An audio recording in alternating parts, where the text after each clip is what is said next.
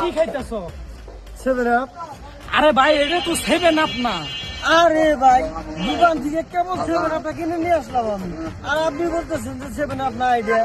আরে ভাই আপনার চোখে ছানি পড়ছে সেই জন্য দেখতে পারতেছেন না।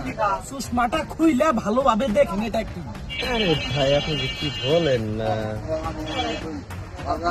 আরে ভাই এর মধ্যে রক্ত কেন?